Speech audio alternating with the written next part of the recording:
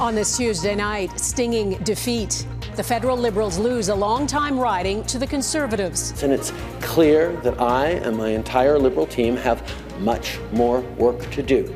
What's frustrating Liberal voters as questions hover over Justin Trudeau? Should he stay or should he go? Inflation takes a hike. What caused the surprise spike and what it might mean for interest rates?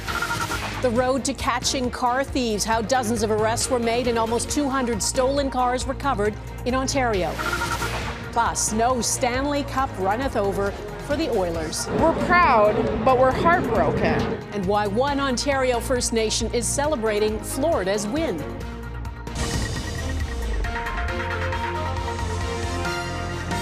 Global National with Donna Friesen. Good evening and thanks for joining us. We begin tonight with what could be a sign of the times for the federal Liberal Party and the Prime Minister. The Liberals have failed to hold on to a Midtown Toronto seat they've had for 3 decades, losing it to a Conservative in a closely watched by-election last night. Don Stewart was elected in Toronto St. Paul's by just under 600 votes, winning 42.1% of the vote, beating Liberal Leslie Church, a former Chief of Staff to Deputy Prime Minister Chrystia Freeland. David Akin has our top story on what message this loss in a Liberal stronghold sends and whether the Prime Minister is listening. But I just had one thing to say, which is that we are feeling great about the result. That was Liberal Leslie Church just after midnight. She'd been leading all evening, but then, at 4 a.m., a lead change that Conservative Don Stewart would never relinquish. There's a message that our voters would like to send to Mr. Trudeau, and that's one of change. The only way to get that is by electing a Conservative government. Following the loss in Toronto, will you stay on as leader?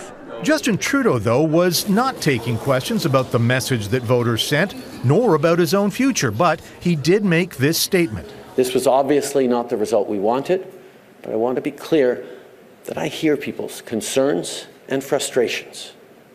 These are not easy times, and it's clear that I and my entire Liberal team have much more work to do. Indeed, multiple polls have shown that as frustrated as voters might be with Trudeau himself, they're also frustrated at a long list of broken Liberal promises. In any event, in Toronto St. Paul's, it was an upset for the ages. The last Conservative candidate to win there was Barbara McDougall in 1988, and Brian Mulroney was her leader. The Liberals won it in 1993 and have held it ever since. Carolyn Bennett was the MP for 26 years, and in 2021, she beat her Conservative opponent by 25 points. But with Liberal support having evaporated in a stronghold like St. Paul's, there are dozens of other Toronto area Liberal MPs who have less margin for error, like Liberal Ryan Turnbull, who won Whitby by less than 9 points, who are now being asked, or are asking themselves, if Justin Trudeau can lead them to victory. I know that he'll have to reevaluate and look at the results of last night's by-election and do some reflecting, but that's up to him. Now, as for the Conservative leader, Pierre Poilievre, he had no public appearances scheduled today, but he did post on social media asking for an immediate carbon tax election. That is unlikely. Trudeau and the Liberals will need all the runway they can get to turn around their sagging fortunes before the next general election must be called by the fall of 2025. Donna. David Akin, thanks. There's some news about inflation tonight. After 4 straight months of declines, inflation in Canada was up in May. Canada's inflation rate rose from 2.7% in April to 2.9% in May. It's not a huge jump, but it means, according to Stats Canada, that the costs of servicing a mortgage are up about 23% compared with a year ago. Rent is up nearly 9%, gas up nearly 6%. Mackenzie Gray is looking into this for us. Mac.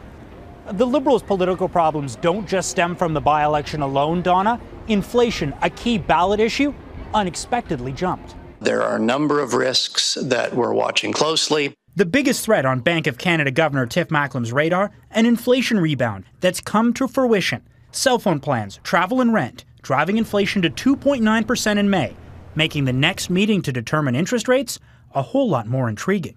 It's reasonable to expect some bumps in these inflation numbers. Does that persist? And do we see even further upward pressure? Now, that will be a different conversation. Despite one bad report, the overall inflation trend has been the Bank of Canada's friend, allowing for a rate cut last month, the first since the start of the pandemic. But economists believe it would take multiple inflation increases to change the bank's commitment to lowering rates. That's not really going to change the overall trend that interest rates are likely to be a lot lower in a year than they are now. It just maybe would take a tiny bit longer to get there. But the speed at which that happens is a concern to the 75% of Canadian homeowners who need to renew their mortgage by 2026. A lot of Canadian households that will have to renew their mortgages in the coming year or so will still be facing incredibly high borrowing rates. And that poses a massive political problem for the Liberals, who cheered on the first interest rate cut, but will likely require many more to see any kind of boost in their political support. Economically speaking, or politically speaking, the Liberals are heading into a wall, and it's going to be very hard for Justin Trudeau to turn things around. The Prime Minister is unlikely to get the help he needs from the Bank of Canada at their July 25th meeting, Donna, with markets now predicting Tiff Macklem's likely to hold interest rates. All right, Mackenzie Gray in Ottawa, thanks. There is a big development in that wildfire in Labrador. It has now jumped the river, moving closer to a huge power plant in Churchill Falls. The river had acted as a natural fire break since the wildfire started rapidly growing last week, prompting most of the town's 750 residents to flee. A nearby power plant where about 100 essential workers were stationed has also now been evacuated. There is a very much a heightened level of risk of fire propagation now on the community side of the river. We feel like we're appropriately resourced. It's just Mother Nature needs to give us a hand and give us some rain. That fire is now within about 7 kilometers of Churchill Falls. The town's huge hydroelectric power plant supplies power to Newfoundland and Labrador as well as Quebec. Well, after a big spike in auto thefts in Ontario, police have begun cracking down. And today, a police task force announced they've recovered millions of dollars worth of stolen vehicles. Between September and March, the task force says it made 124 arrests and recovered 177 stolen vehicles. Investigators say 44% of those arrested were out on bail, and 26 of those arrested are under the age of 18.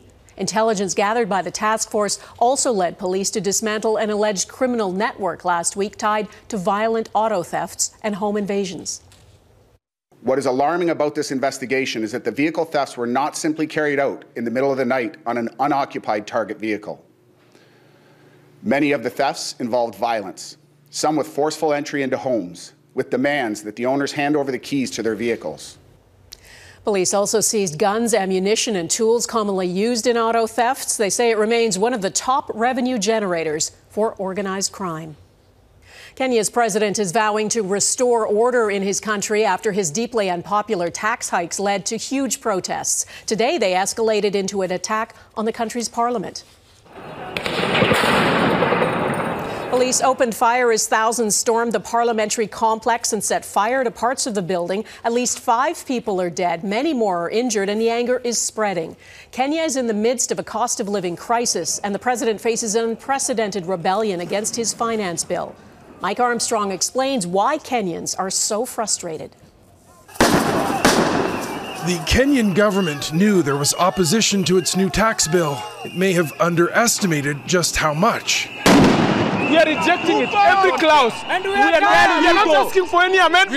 We are asking for them to reject it. Protests have, over the last week, spread across the country. They're youth-led and organized on social media.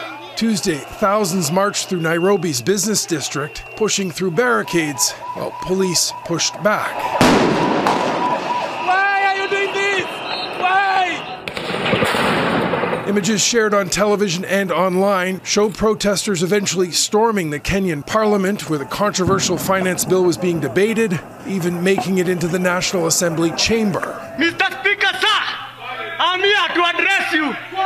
You must go. Ruto must go. Now, the government has already rolled back some of the new taxes in its bill. It's dropped plans to tax things like bread, cooking oil, and sanitary pads. While the president said over the weekend he was proud of the protests, he's now saying the movement is being hijacked by traitors. I thank our security officers who were on duty today for applying themselves to the best of their abilities. The new taxes are an effort by the government to raise $3.7 billion in a debt crisis. More than a third of Kenya's revenues go to interest payments on its debt. But finding money means taxing a population already struggling with inflation and high unemployment. Our lives are tough. We need change in this country. What started as a tax protest now has calls for the president to resign. William Ruto was elected just 2 years ago on a platform of helping the poor. He now finds himself in a corner, having to choose between backing down on his budget plan or cracking down on his critics. Armstrong, Global News, Montreal. The federal government is asking all Canadians to immediately leave Lebanon. There was more instability in the region today as the Iran-backed militant group Hezbollah and Israel exchanged cross-border gunfire. Tonight, Canada's Foreign Affairs Minister Melanie Joly said Canadians should avoid all travel to Lebanon. She's also urging all Canadians who are still in Lebanon to get out while commercial flights are still available. Israel's Supreme Court has ruled that ultra-Orthodox Jewish men must be drafted into military service. The unanimous ruling upholds an interim decision last month that the state had no authority to offer an exemption for ultra-Orthodox men. It is a politically explosive decision that threatens the stability of Benjamin Netanyahu's coalition government, which is supported by ultra-Orthodox parties. A 14-year legal saga for WikiLeaks founder Julian Assange is coming to an end. His lawyers have been working on a plea deal with American officials, Assange admitting to one charge of disclosing top-secret classified U.S. government documents in exchange for his freedom. He left a London prison and boarded a private jet, and this evening he landed in the Northern Mariana Islands, a U.S. Commonwealth in the Western Pacific. And after a court appearance there, he's expected to return home to Australia a free man. Redmond Shannon reports. Come on, fire. It began with this video of a U.S. Apache helicopter targeting civilians in Iraq and the release of hundreds of thousands of secret U.S. documents via WikiLeaks. In 2010, the then U.S. Vice President Joe Biden called Julian Assange a high-tech terrorist. The saga ends with videos taken from a chartered jet. Assange en route to a U.S. Pacific territory to plead guilty to one spying charge in exchange for freedom. Assange's plea deal brings to an end a series of convoluted legal fights. In 2012, he sought refuge at the Ecuadorian embassy here in London against accusations of sexual assault in Sweden. He denied them, saying the case would only lead him to being extradited to the US. 7 years later, British police dragged him from the embassy to prison for breaching bail. He soon faced 18 US hacking and spying charges from the Trump administration and the prospect of life behind bars. I feel elated. I also feel worried, because I'm so used to this. Anything could happen. I'm worried that until it's fully signed off. His wife Stella says Assange will need help to pay off the $500,000 to charter a jet to freedom. The Australian government wouldn't pay the fee, but it has pushed to see him released. Regardless of the views that people have about Mr. Assange's activities, the case has dragged on for too long. One of the newspaper editors who worked with WikiLeaks says Assange having to plead guilty sets a worrying precedent. The use of these really punitive laws to which there is no defence will have had the effect of silencing all kinds of journalists from doing this kind of journalism. Whether Assange's work amounted to journalism remains central to the debate about him, but all can agree that going up against the most powerful nation on earth can have major consequences. Redmond Shannon, Global News, London. The future of Prime Minister Justin Trudeau coming up. What history tells us about political leaders who stay on for a long time.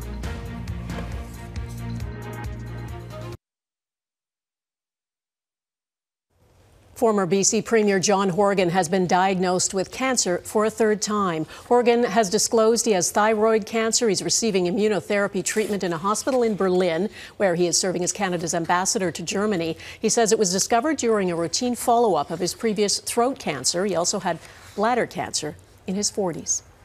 That Conservative by-election win in Toronto has ignited questions about the future of the federal Liberal Party and its leader. Prime Minister Justin Trudeau said today he hears the concerns and frustrations of Canadians. He has led the party since 2013, held power for almost 9 years. Tonight, Eric Sorensen looks at what history tells us about political leaders who stay in the job for a long time. The Liberal Party finds itself on the horns of a dilemma. Stick with Justin Trudeau as his popularity tailspins, or pick a new leader who could do better or worse in the next election. Trudeau remains unchallenged in his own party for now, but this by-election really does raise, I would say, questions about the future of the Liberal Party and what his plans are to a fever pitch. When his support floundered, Trudeau's father once took a walk in the snow. But Pierre Trudeau's departure didn't reverse the Liberal fortunes. Under his successor, John Turner, the party was trounced. Change for the sake of change doesn't always work, especially the current Liberal Party shaped in Justin Trudeau's image. The party really is interwoven with him. It would be such a massive exercise for the party to say we want to go in a different direction. In recent history, some of Canada's longest-serving prime ministers have faced tough decisions when public sentiment turned. Stay or go, and when to decide. I've done my very best for my country and my party. With the Progressive Conservatives sinking in the polls in 1993, Brian Mulroney stepped down. Should he have stayed? Months later, under Kim Campbell, the party was almost annihilated. There's no sure formula for saving the furniture in politics. Richard Hatfield, New Brunswick's longest-serving premier, stayed to fight one more election, and voters threw out every single New Brunswick Conservative in 1987. When the Ontario Liberal government of Dalton McGuinty was in trouble, Kathleen Wynne stepped in. She won the next election. But the election after that? This is a difficult night. Often, the public just grows weary of a governing party. So far, Justin Trudeau's leadership isn't being challenged. A new Angus Reid survey found that Canadians are more likely than not to say Trudeau's rumored successors would drive them away from the party and would not help close the gap on the Conservatives. So will Liberals stand by their leader? Is there a scenario where they follow him into the next election knowing that no seat is safe at all and the bottom could fall out of it entirely? Or is there some conversation at this point where they say we can try it with somebody else? For Justin Trudeau's Liberals, it could be a painfully long 16 months to the next election. Eric Sorensen, Global News, Toronto. Mission accomplished. Ahead, what this Chinese lunar probe just brought back to Earth.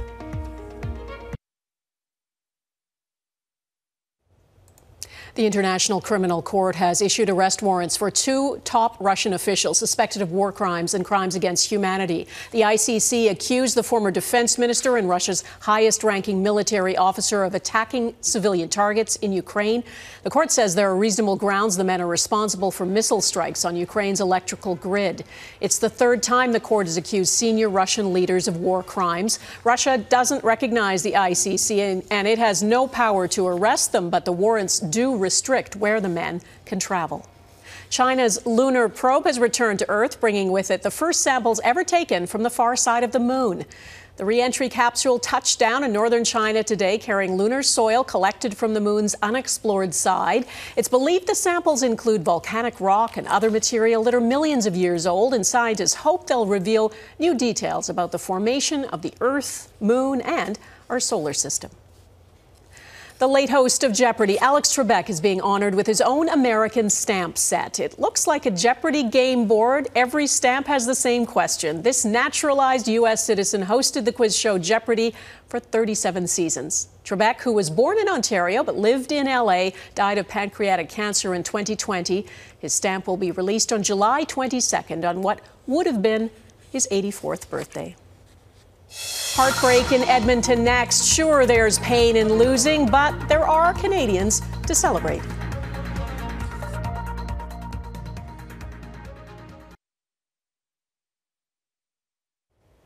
No one can say it wasn't an exciting series, but hope turned to heartbreak in Edmonton last night after the Oilers lost to the Florida Panthers in the Stanley Cup final. We'll have to wait another year for a Canadian team to try to bring home the cup. But most fans are being good sports, and as Jeff Semple reports, there are still reasons for Canadians to celebrate. Edmonton woke up Tuesday with a hockey hangover. The morning after, the Oilers' historic playoff run ended in crushing disappointment. Honestly, it hurts. It hurts. Like, I'm speechless. How are you feeling, man? Terrible. Yeah. This should have been for real. I'm heartbroken. For the Oilers' passionate fan base, a mixture of pain and pride. Let's go Oilers! It's been an awesome ride, and I'm so proud of the boys. Not since 1945 had a team fought back from a 3-game deficit in the Stanley Cup final to force a Game 7. I've been a fan all my life. I've been waiting, having dreams about them winning the Cup. But there's always next year, I guess. Elsewhere in the country, the result is cause for celebration and inspiration. As far as I'm concerned, every single piece of this community has a part in that. Jamie Lynn Montour is from Six Nations Grand River. Her nephew, Panthers star defenseman Brandon Montour, is now Stanley Cup champion. This is an Indigenous man who people can identify with. And now he's got his name on the cup, so... The community held a watch party for Game 7, and they're now looking forward to Montour's homecoming with the cup. He is inspiring not just my kids, but all kids of their true potential. Montour is one of more than a dozen Canadian Cup winners on the team, including veteran coach Paul Maurice from Sault Ste. Marie. Mom and Dad especially. Hey, Dad, your name's going up with your heroes. Belleville, Richard, Hal, Lindsay, Maurice. It's the Panthers' first cup since they joined the league in 1993, which was also the last time a Canadian team won the trophy. Next year. Yes. The Oilers had hoped to end Canada's cup cold streak, but their Cinderella season finished without a happy ending. Until next time. And you know what? We will be back. Let's go Oilers! Jeff Semple, Global News, Edmonton. And that is Global National for this Tuesday. I'm Donna Friesen. Tonight's Your Canada is Whiteman's Pond near Kananaskis, Alberta. We'd love to see your Canada. Please email it to viewers@globalnational.com. And thanks for watching. Hope to see you here again tomorrow. Bye-bye.